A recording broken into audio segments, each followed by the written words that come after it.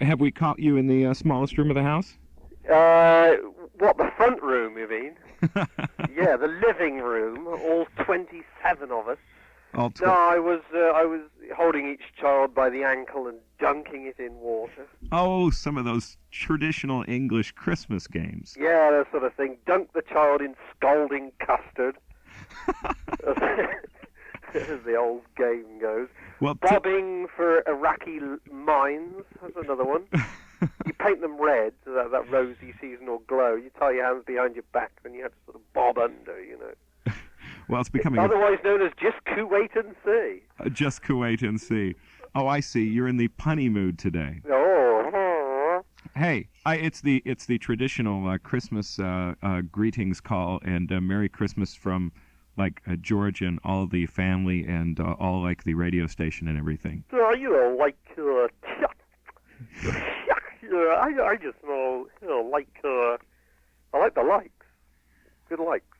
So there. So are you in the Yule mode? Yeah, pretty damn Yule-ish actually. Yule Brinner mode actually. No, last I heard you were letting the hair go this time. Yeah, it got nearly down to my ears, and it was shave again, I'm afraid. But yeah, really been frustrated about this album, you know, because we want to do it, and we're going to have to wait till February now. Have you selected the producer yet? We're having both Steve Lillywhite and Hugh Padgham. Wow. There's a double feature. It's going to be a many hands situation and not too many cooks. Yeah. What a great double feature. It's pretty good. I must admit, I'm reasonably excited. It'll be an odd one, kind of going back to some people that we've used before. We've sort of done that with John Leckie, but we never let him go, if you know what I mean. Yeah. Do you have a name for it yet, the album? No, we have 27 odd songs. 27 odd songs, yeah. Very, very odd. 27 songs. Tell me, you haven't seen any of the... Well, I mean, this is dividing Britain, really. It's not Who Shot JR on Twin Peaks. It's do you find Vic Reeves' Big Night Out funny or not? Now, Vic Reeves' Big Night Out is not shown here. Ah, well, I'm one of the 25% of the nation that finds it difficult to stop from wetting myself when it comes on. But most of the nation, the other 75%, say, you don't watch that rubbish, do you? What's it all about? It's bloody rubbish. It's not even funny. But then again, it was the same sort of thing when Python came on, you know. Yeah. So, well, it's how can I describe it? I don't know whether it's going to travel internationally at all. It's two rather awful kind of northern English. Well, one of them sets himself up as Britain's top light entertainer, and he comes out and he does a couple of dreadful big band style songs, like he'll do Aquarius or, you know, Mr. Songwriter, write me a song. What's that one called? Mr. Songwriter, I think. Mr. Songwriter, yeah. Dreadful songs. Or he came on the other week in a barrel and sang the U2 number Pride. In a barrel. In a barrel. Or he came out and sang. He did the theme from Star Trek a couple of weeks back. With words? No, just la-laing it. Oh, okay. But it done in. He had a mauve sort of fox suit on with all sort of mauve velvet kind of 60s suit. It's quite crass. It's amazing because I think a lot of people that see it actually think it's a serious light entertainment show. Amazing. But they have a talent contest each week in which inevitably the same people end up coming on. And they had the woman with a 15-foot arm. They had the singing mound, which was just a lump of earth that did folk songs. It's very difficult to describe. They had Donald McNamara, Mr. 45, who, while being suspended at an angle of 45 degrees, would spit 45 garden peas through the hole in a 45 RPM record. He was born in 1945 and he's been married for 45 years, and he's 45 years old. Things like that. What's this guy's waist size? Yes, there you go. And what else do they have? They have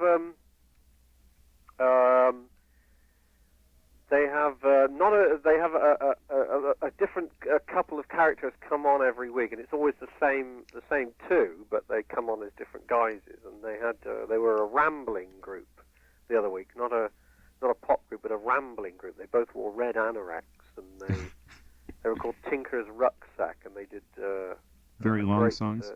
They did a great song about 1975, the summer of '75. It's called. It mentioned lots of interesting people like Pete Frampton and stuff like that. Well, I can't describe it. It's very difficult to describe, and it sounds totally unfunny when I'm talking to you. Well, the newest import we've seen lately is Alexei Sale's Stuff. Oh yeah, that's sporadically good. Yeah, but then again, you have to get into his sort of surreal violence. Right. So he's kind of like, a Leningrad down-and-out stand-up comic. Gdansk's funniest man.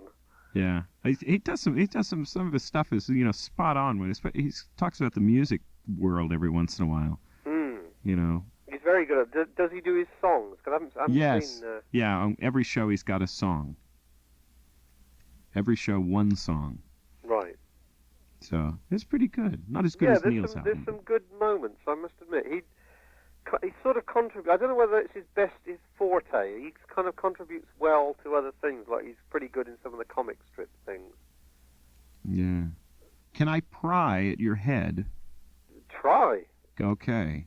What are we going to see Blue Beret finally on vinyl? You think? Well, I don't know. It's one of those songs that. It falls in the, how shall I say, what shall I name this category? It falls in the affiliated category. Like it was a last of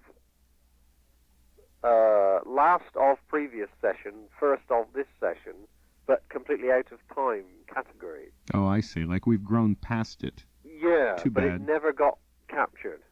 Oh. So... I don't know. The lyrics have been slowly mutating over space of time. But I'd like to do it. I'd also like to do This Is the End. I really would. Yeah. But with 27 fresh ones. Yeah. What are some titles? Oh my goodness. Let me see. Always Winter, Never Christmas.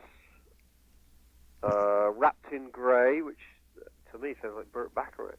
That sounds like a good album title. There's one called Omnibus, which I wanted to call the album, but now I've written a song called Omnibus, and it puts far too much pressure on one song. Let me see. What are the Ballad of Peter Pumpkinhead. That's kind of, inevitably too long, like all ballad ofs are. Uh-huh. Like if you've got a C 5-week cassette, you could get it all on. An epic concrete song. Yeah, right. Makes Ben Hur look like an epic. What else have we got? We've got, God, I can't picture them off the top of my head. The Ugly Underneath. Goodbye Humanosaurus. Wow. Sounds like the usual batch of very clever songs. Well, some departures, some the same-ish kind of thing. You can't stop being yourself. Yeah. Has George Harrison, Dave Gregory, contributed any songs this time around? The silent one, Squinty Two Strats. No, he's been very busy lately. He's just finished a production. He did an album by a group from up north, the Grim North. But it's grim up north. He did a band called Cud. Cud, who have a great, Cud. They have a great logo. The U of the Cud has got these 3 udders hanging from it. Oh, wonderful. It's a really nice little logo. So he's been up to that. Actually, I'm sort of bored with waiting to do this album. I've been a bit naughty with... I did some things with Peter Blagvad. Have you heard the album, the King Strut album? No. Naked Shakespeare, yes. King Strut, no. Oh, King Strut and Other Stories is it's on Silvertone in England. It's pretty damn good. Excuse me. It's a little straight for Peter, but I think he had to do something like this to get back in. You know, the key had to be key-shaped, really. But there's some great moments on it, and I produced some of those tracks, 4 of those. But we're going to be working on, when we've done the next XTC record, I'm going to be working with Peter, if I can get somebody to buy the concept of we're doing an album of his, well, I was going to say poetry, but it's just pieces, you know, him narrating, and myself building music and sounds and stuff around it. And we've done 4, well, I suppose, posh demos, really. We've done 4 tracks so far, and I'm waiting on Virgin's verdict on this stuff. Well, I hope some of your dreams get to come true on that aspect. It's a little different. I mean, actually, I suppose the nearest thing to it, you know, the track on the Naked Shakespeare, the one about the baby and the egg, and it's like where that left off. It sort of goes off in a tangent from that area. So you can't really dance to it. You can rise to it. Yeah, it's almost gets into headphone territory. Yeah, we're into headphone territory. It's the sort of thing you could, you know, spill scalding beer on yourself and gently sort of rise to. Music to have a nurse dab you by. Yeah, scalding beer. There's a taste treat I haven't tried There's a band. yet. Scalding beer. If ever I started a group, I think I'd call it that. Obviously from Ireland. Scalding beer, sir. So I think they'll be glad to get rid of me. Come Christmas past, the ghost of Christmas past, I shall be, you know, out doing this album and then working with Peter, and then God knows what I'll be doing after that. Well, I was very tempted to call you up and try to coax you to come and play our New Year's bash here in Dallas. We were having New Year's Eve thing. Yeah, we're having the radio station public party. You know, one of these multi-band affairs. No, I sort of enjoy hiding behind the curtains with a rifle and shooting at revelers. You have to have a third name if you're going to be a sniper. Yeah, that's right. All good snipers have third names. Right, and their dogs give them messages. That's right. So how is your dog? Sorry, I didn't hear that. He was giving me a message. Oh, okay. No, he's okay.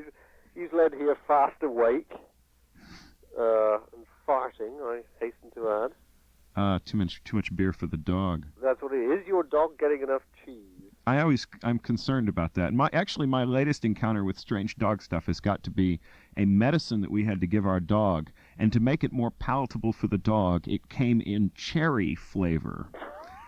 The one thing our dog won't eat. A flavor that dogs naturally, you know, get in the wild and hunger for. I mean, this is great. You know how you get a dog to take its medicine? How's that? We paint it on its balls. Yeah, our dog's had those done in, I'm afraid. Paint it on the space and see if it can remember. Paint it on your balls and see if you can get something interesting going. Oh, yeah. Yeah, right. We're talking a real family scene here. Down, Charlie. Come on. Not talking to you. No, just talking about you. Well, that's about it. That's all. I just wanted to give you the old, pester you on the grilling, the once yearly grilling. Because I figured you. Well, what can I say? What can I tell you? I'm sort of just. We were a little bit worried that this album, because we'd been delayed, had Virgin standing in our way.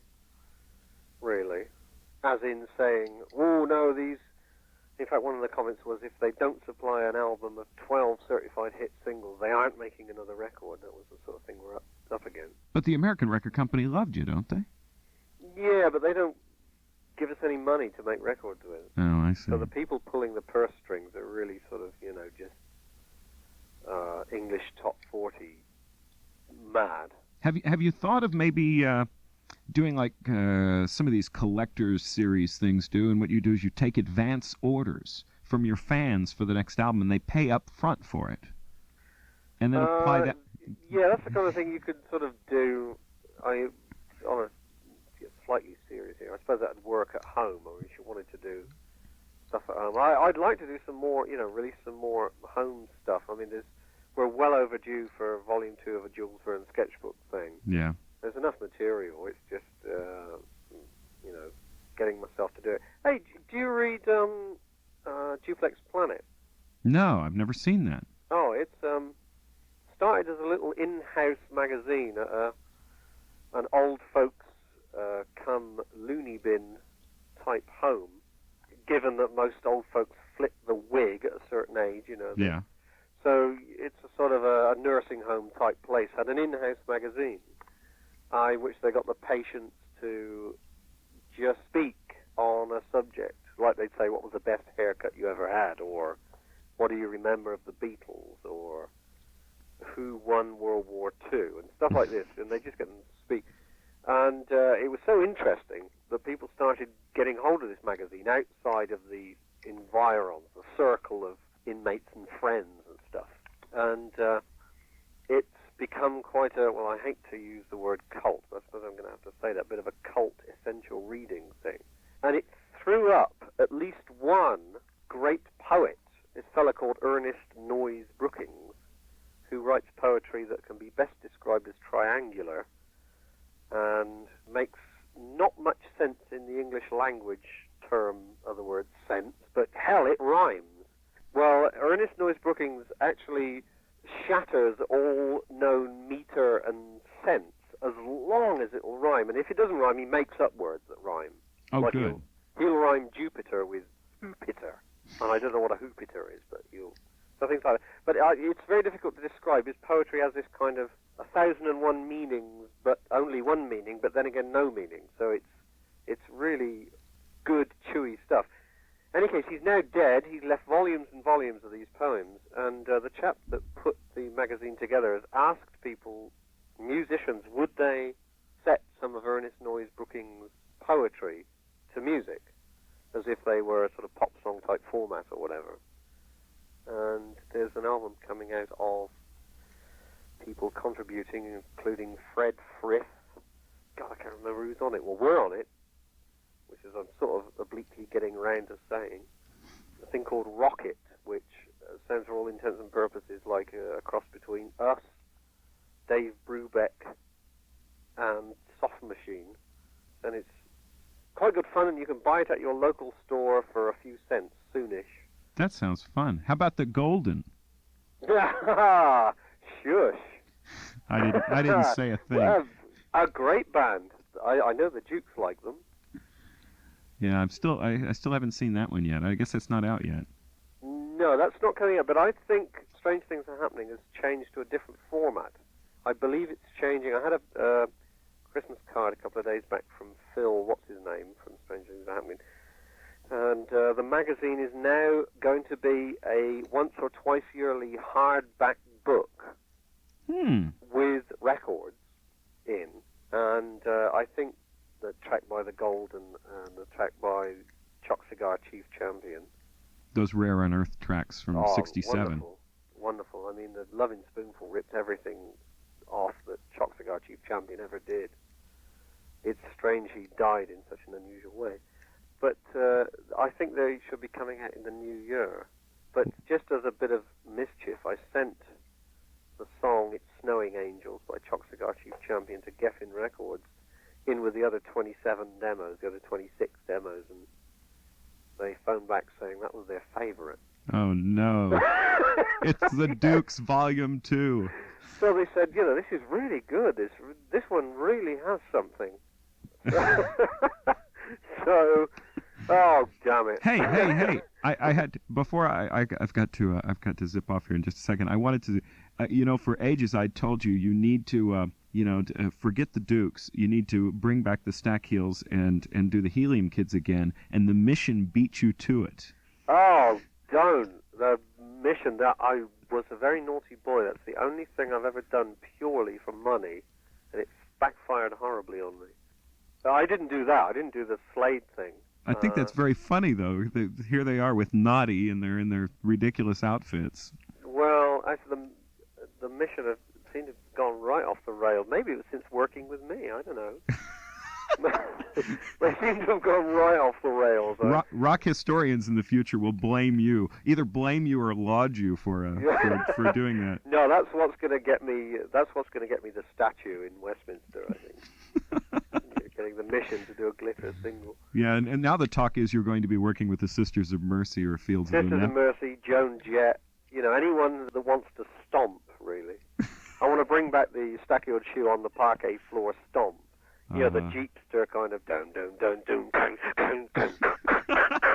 Great. I mean, when is there going to be a stomping records top 10? Records that all you can do is stomp to. That's right. Come on, let's have some there. We've got to have Jeepster, surely, at number 1. Yeah, it's time. It's time. Jet Boy by the New York Dolls is a great one to get your staccatos on the parquet floor, too. Boy. Hang on. Yeah. Goodbye to Jane isn't bad, actually. No. Well, or Mama, We're All Crazy Now is possibly better. Oh, and you'd have to do Ballroom Blitz. Ballroom Blitz. Back in the New York groove. Now, there's one you can really get your silver and black sandwich heels with lightning flash down the side. You can really get those crunching into that fine hardwood floor. And even the working classes can loosen that dried mud in their waffles. Just knock that right off onto the carpet. But I think there should be a stomping top 10. I mean, best records that all you can do, you can't really dance them. You just have to stand there and sort of stamp your foot petulantly. Absolutely. Andy, have a fun holiday season. Well, I'm going to be as pagan as Toff. Well, we figured that. So, it'll be a firstborn slaughtered, that kind of thing. It'll be festive. I can see nothing wrong with a bit of human sacrifice. I mean, get the old flint knife out, tear the heart out while still beating. Nothing wrong with that at all. Not when it's a family tradition. I mean, if you wear a drip dry suit, you can soon have the bloodstains out of it. Nothing wrong with it at all. Some people might begin to wonder, though. The neighbors. Whoa, what will the neighbors think? Well, have fun. Merry Christmas to you, you and the rest of the guys too, and to Mary Ann. I'll call myself George Gimark when they pull me up for sniping at New Year's Eve revelers. Oh, but you're gonna have to put a third name in there. Pancho. Oh, okay, George Pancho Gimark. That'll work. George Biff Gimark. Biff. No, a sniper can't be Biff. I don't know. I want to break a few trends here, That's you. That's you. Take care, pal. Okay, son of Sam Brown. How about that? You just have the merriest of Marys. Ho, ho, etc. Ho, ho, ho. I guess I ought to play your record now. I'm gonna go back to my job. God, we haven't had one out in a couple of centuries. And I'll find one. Let me see. Oh, well, I should make a request. Well, actually, we're going to be we're having the firm's dinner and dance tomorrow night, which basically means Colin, Dave, and I sit in his front room and get unbearably drunk, and usually end up sort of cuddling each other in a mass of sweat and feces on the floor. And we're going to try the XTC intro game, which is very difficult when you're incapable through drink. But I've recorded a cassette of the first noise, usually not even a second long, the first noise in some of our songs. I mean, like the first drum beat or the first note. And it's teasingly difficult because even though you made those records, you can't think where that note comes from. Familiar, but... So almost as much fun as bending your stamp hinges, eh?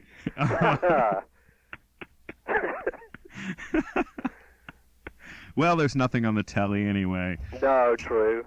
Well, I don't know. It's a sort of a flock-covered matador and bull with detachable testes. So when you're... Actually, Barry Andrews' mother and father had a flock matador and attacking the bull. And the plastic bull covered in fake velvet flock had unpluggable testes. So you could unplug these testes and hide them away if you didn't wish to offend a visiting aunt or whatever. But then if visiting dignitary from a third world country. If it unplugged, it would leave a little slot where they plugged in. It did. There was just the testes slot on the flock bull. But you could unplug the testes. Actually, there was no penis in this bull. So this bull suddenly is without testes but has a little slot here. Has a kind of a sex bracket. Mm-hmm. But you could unplug them and it becomes a cow, I guess. I'm going to have a word with your counsellor, George. No, not really. Kind of become something other, you know. But no, she had one, and they used to keep the testes in the top drawer by the television in the cabinet, and not put them in if anyone would be offended. Well, that's a sort of sidelight I've always wondered about with Barry. Can you imagine ringing the bell like, and Father, Mr. Andrews scurrying to the television, to the souvenir of Malaga. Oh, quick, grab the nuts! Say quickly, the pliers, get me the pliers. It's the vicar, grab the nuts! It's the Duke of Edinburgh. Quickly, get me the pliers, or he's bound to not hand the award over. Well, this will be very handy next time I talk to Barry. Yeah, mention the bull with the detachable testes. Yeah, I will have to. Can I go to work now? I suppose you ought to, really. Okay. Well, now that you've entertained us, thanks. I want Texas to be totally Mexican in 91. Oh, Give it back to Mexico in 91. Thank you. Thank you. Remember the Alhambra. Al something. Remember Alcan. Yeah, that's it. Well, go have one. Right. And make it a warm one. Okay. Take care, Andy. See you soon. See ya.